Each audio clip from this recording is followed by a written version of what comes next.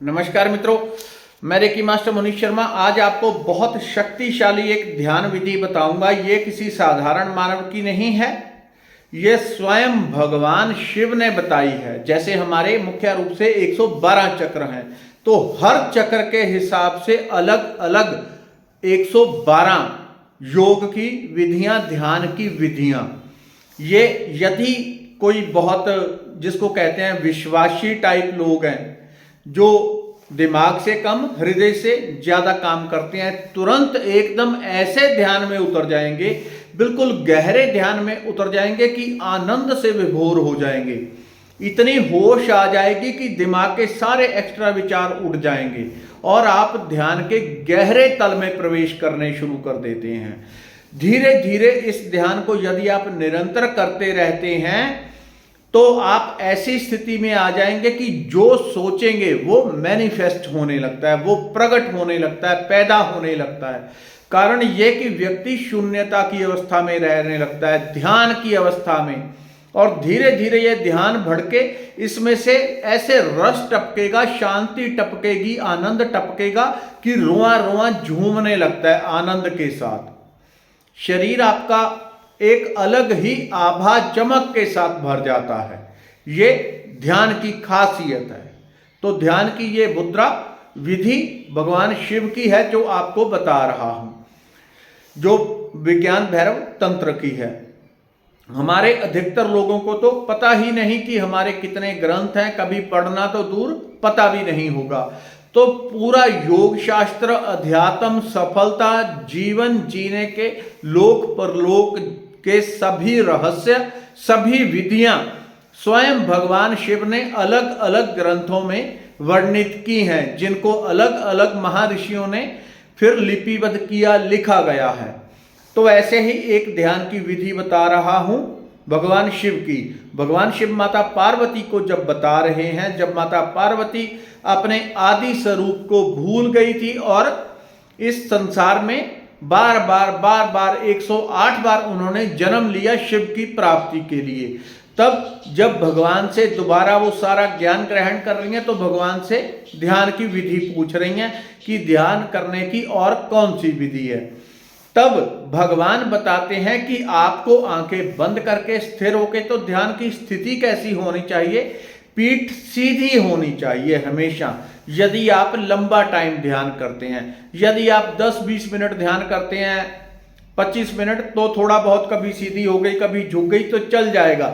लेकिन जो लोग लंबा टाइम ध्यान करते हैं, घंटा, 2 घंटे, 3 घंटे, 5 घंटे, उनको रीढ़ सीधी अधिकतम रखने की कोशिश करनी चाहिए। ध्यान में कुंडलनी का जागरण धीरे धीरे होने लगता है। कुंडलनी आपको ऐसी स्थिति में लाने लगती है, यानी कि कुंडलनी जागरण की तैयारी शुरू हो जाती है। इसलिए यदि रीढ़ सीधी होगी तभी ऊर्जा सहस्त्रार तक पहुंचेगी और आपका स्वभाव, तन, मन सब कुछ बदलना शुरू हो जाता है। आंखें बंद करके पूरी गहराई के साथ, यदि किसी का मन ज्यादा नकारात्मक विचार या किसी प्रकार के अधिक विचारों से भरा हो तो 2 मिनट के लिए लंबा गहरा श्वास अंदर बाहर लंबा गहरा श्वास लें। 2 मिनट में मन शांत हो जाएगा। उसके बाद आंखें बंद करके ये विचार करना है, भाव करना है, क्योंकि धारणा, ध्यान, समाधि, आमतौर पे हम गलत बोलते हैं। ध्यान, धारणा, समाधि ऐसा नहीं हो सकता। पहले आपकी धारणा होती है, आप धारण करते हैं एक भाव को, एक विचार को, उसके बाद ध्यान प्रकट होता है। जब किसी भाव को हम ग्रहण करते हैं अपनी चेतना, अपने मन के भीतर, ध्यान तब आता है। लेकिन हम बोलते उल्टा ही है कि ध्यान, धारणा, समाधि, वो नहीं हो सकता। ध्यान तो बाद की बात है, ध्यान तो फल है।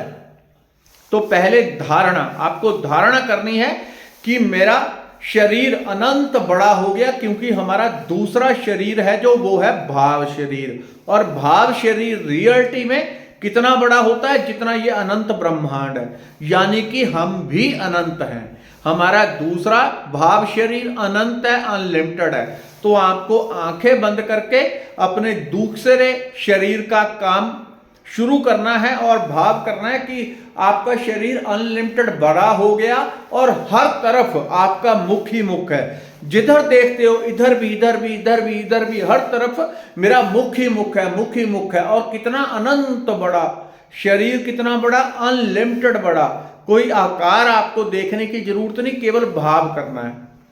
क्योंकि आपका जहां पे मुख होता है वहां आपको सुनाई भी देता है, सुगंध भी आएगी, बोल भी पाएंगे, कानों से सुन भी पाएंगे, नासिका से श्वास भी ले पाएंगे। तो धारणा ये कि आपका शरीर बहुत बड़ा होता जा रहा है, बड़ा होता जा रहा है, बड़ा होता जा रहा है, और हर दिशा में आपका मुख है।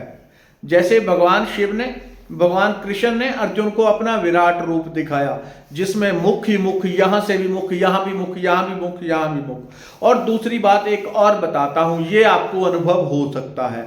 जो लोग गहराई से पूरी धारणा से ध्यान में उतर जाएंगे, उनको एकदम ऐसा फील होगा, हो सकता है, जरूरी नहीं है लेकिन हो सकता है इस ध्यान में, कि आपको पूरा प्रॉपर एक दर्शन हो जाए, जैसे भगवान स्वयं खड़े हैं किसी भी रूप का, हनुमान जी का रूप, कृष्ण जी का, भगवान शंकर का, किसी भी रूप का, क्योंकि सभी परमात्मा के ही स्वरूप हैं, कि उनका अनलिमिटेड शरीर है और हर तरफ मुख ही मुख है। यहां भी मुख मुख मुख निकलते जा रहे हैं, निकलते जा रहे हैं, और अनलिमिटेड है, यानी कि भगवान के दिव्य स्वरूप का आपको दर्शन क्लियर होगा। जिनको होगा होगा तो वही जिनका भाव गहरा होता है, नहीं तो ध्यान धीरे धीरे आपका गहरा होता है, सधता है। तो किसी ना किसी दिन एकदम आप परमात्मा के उस जो अनंत शरीर है, जो उस समय पे भगवान ने अर्जुन को दिखाया था अपना स्वरूप, वो अभी भी प्रेजेंट है, उसकी एक छाप पूरे ब्रह्मांड में प्रेजेंट है, वो कभी खत्म नहीं होगा। जो मैं अभी शब्द बोल रहा हूं, इसकी वाइब्रेशन पूरे ब्रह्मांड में कहीं ना कहीं हमेशा रहेगी। ऊर्जा इसी तरह से होती है, ऊर्जा अमर है, रूप स्वरूप बदल सकता है, लेकिन जो मैं बोल रहा हूं, ये शब्दों को कोई 2000 साल बाद यदि ध्यान में जाएगा और संकल्प करके यहां तक पहुंचेगा, तो क्लियर उसे दिखाई देगा कि मैं यहां पे बोल रहा हूं, शब्द निकल रहे हैं। हमारी ऊर्जा इसी तरह से अपनी छाप छोड़ती है। तो भगवान शिव का वो स्वरूप जो उस समय पे कुरुक्षेत्र में प्रकट हुआ, वो अनंत ब्रह्मांड में अभी भी है, और धारणा के द्वारा आप उससे जुड़ सकते हैं। तो इतना ही भाव करना है कि आपका हर तरफ मुख ही मुख हो गया। उसी स्थिति में आपने निरंतर शांत रहना और भाव करके शरीर को बड़ा करते जाएं, जितनी देर संभव हो करें। और एक दिन भी यदि आपने कर लिया तो क्लियर रिजल्ट अपने आप में चेंज पाएंगे आप। धन्यवाद, नमस्कार।